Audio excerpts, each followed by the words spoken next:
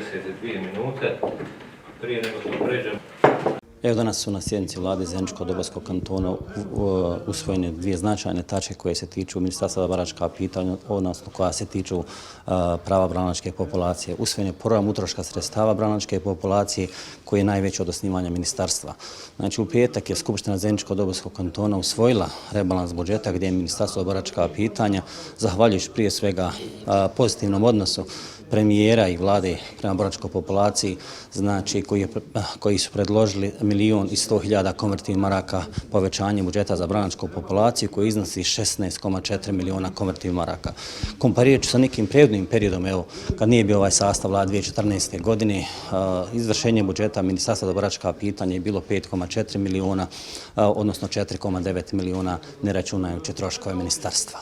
Što se tiče povećanja koja sam spomenuo, 1.100.000 konvertivnih maraka, najveći dio sredstava otišao je za egzistencijalnu naknadu.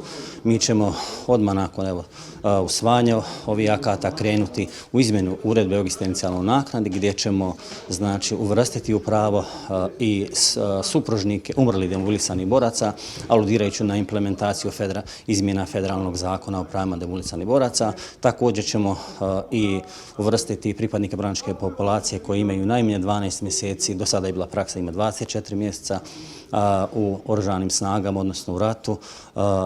Oni će sad biti korisnici ako imaju najmanje 12 mjeseci neposrednog učešća u ratu, ne računajući Patriotsku ligu i postdejtonski period.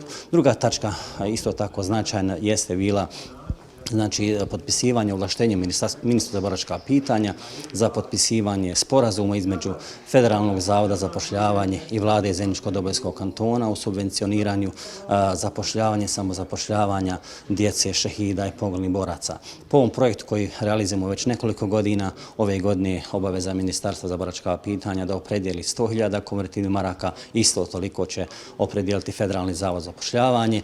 Znači, projekat je jako dobar, on se realizuje preko službe zapošljavanja Zeničko-Dobojskog kantona, imamo dobre efekte i zbog toga smo se odlučili da i ove godine idemo u realizaciju takvog projekta. Naravno, što se tiče projekata Ministarstva zapošljavanja, oni su u završnoj fazi, mi ćemo vjerojatno početkom septembra potpisivati ugovore po projektima zapošljavanja i samozapošljavanja boračke populacije koje realizuje samo Ministarstvo za boračka pitanja.